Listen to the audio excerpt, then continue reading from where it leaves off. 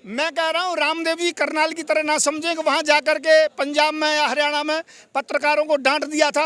अब रामदेव जी सामने आकर के दिखाएं, हम देखते हैं उनकी हेकड़ी सलवार पहन के निकल लेते हैं, वो बात ठीक है, पर अब नहीं निकलने देंगे। ना किसी को झोला उठा करके निकलने देंगे, ना सलवार फेंक करके जो कि पहन करके निकलने देंगे। अब तो उनको हमारे प्रश्नों का उत्तर देना पड़ेगा। मैं कह रहा हूँ गुमराह कर रहे हैं। उन्होंने बढ़ाया क्यों?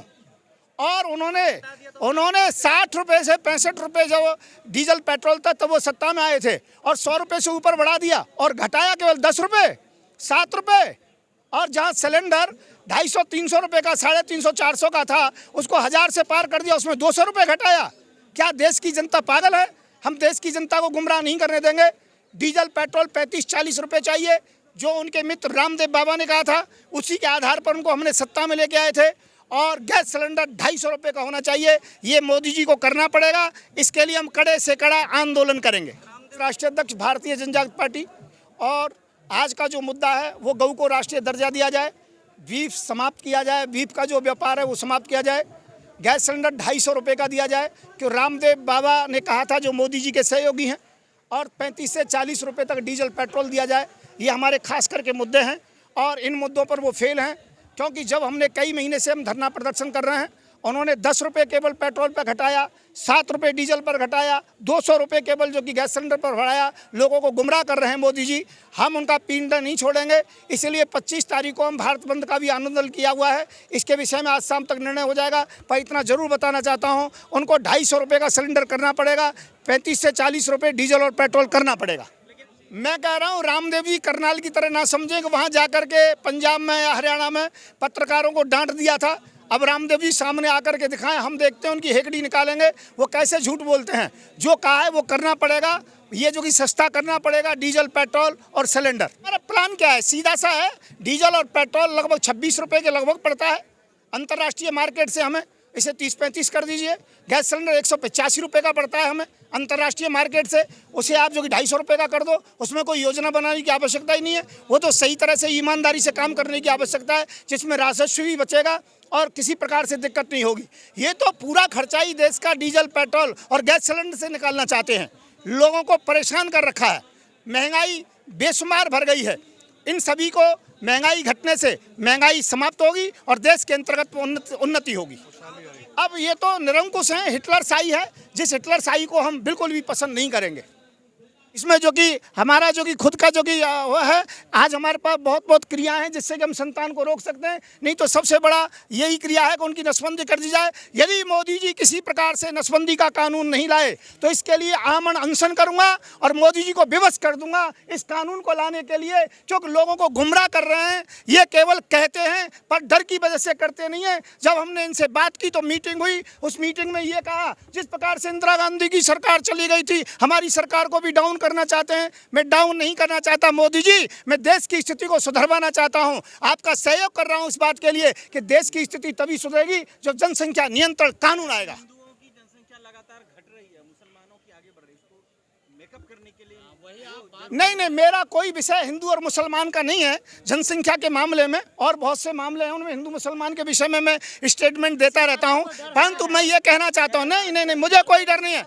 मुझे इस बात का डर है कि जनसंख्या ज़्यादा बढ़ गई तो लंका की तरह हमारे भारत की स्थिति हो जाएगी। हमारे पास खाद्यान्न नहीं रहेगा, हमारे पास रोजगार नहीं रहेगा। वहाँ की भूमि, वहाँ की पोजीशन के अनुसार संख्या ज़्यादा है।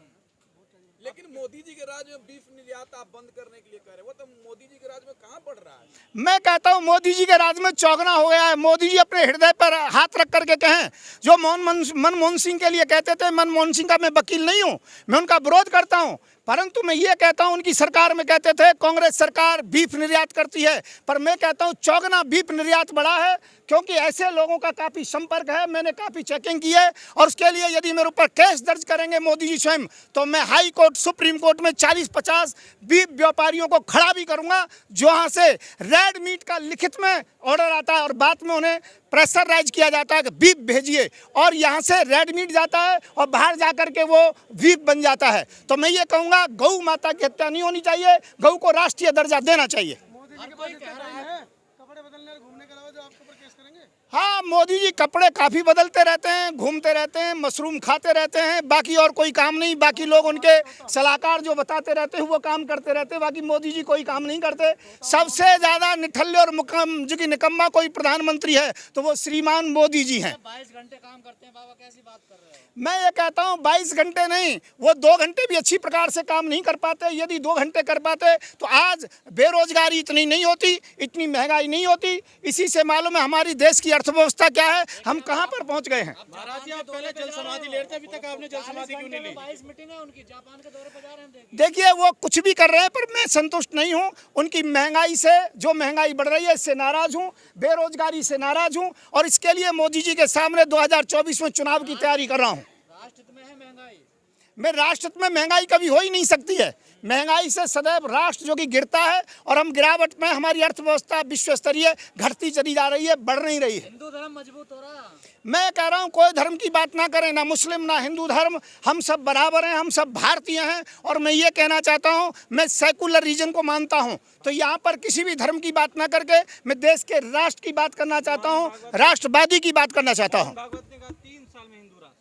मैं ये कह रहा हूँ मोहन भागवत को जो राष्ट्रपति बनाना चाह रहे हैं ये भी गलत है। यदि ऐसा होगा तो मैं उसका विरोध करूँगा।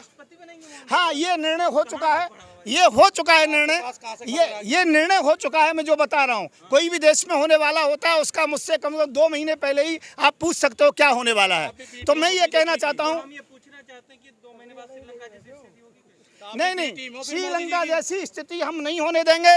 किसी भी स्थिति के अंतर्गत में भारत रहेगा और जहां कोई विदेशी नीति की बात आएगी हम सब सरकार के साथ कदम से कदम मिला करके चलेंगे, पर भारत का ग्राफ गिरने नहीं देंगे। हर तरीके से भारत सुरक्षित रहेगा।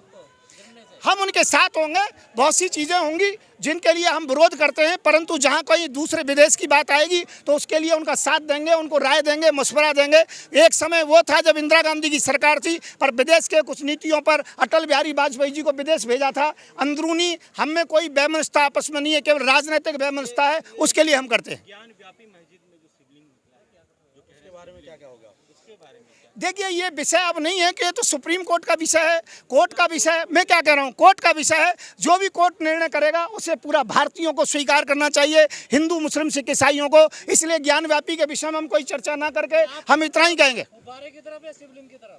मैं कह रहा हूँ मैं कोर्ट की तरफ हूँ, मैं राष्ट्र की तरफ हूँ, मैं संविधान की तरफ हूँ। तो संविधान तो 1991 का कानून वर्शिप एक्ट बता रहा है कि 15 अगस्त 1947 से जो जहाँ रहेगा वही रहेगा।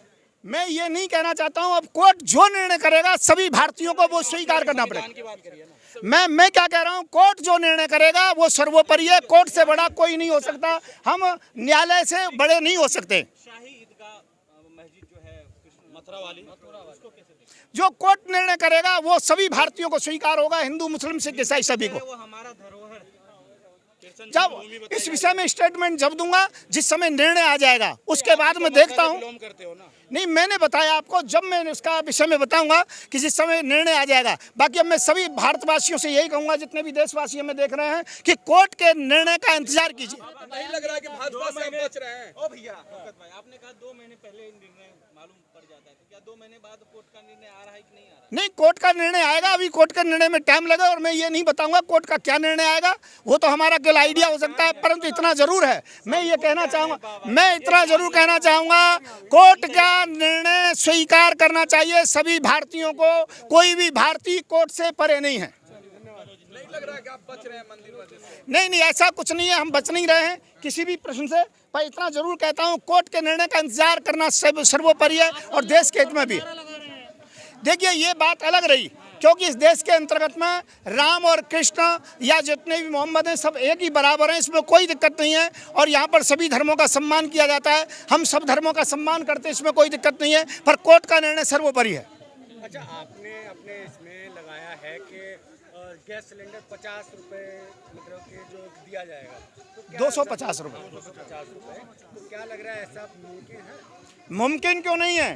ये जब रामदेव बाबा ने कहा था कि 250 का सिलेंडर चाहिए, 800 का चाहिए, हमने 250 के ऊपर उनको सत्ता पर बैठा ला था उनके कहने से मोदी जी को, इसलिए हम 250 रुपये का सिलेंडर लेके रहेंगे, चाहे कुछ भी हो। उसके लिए कितना भी बड़े से बड़ा आंदोलन करना पड़े देश में करेंगे। बाबा तो सलवार पहन के निकल लेते हैं, उनका क्या है?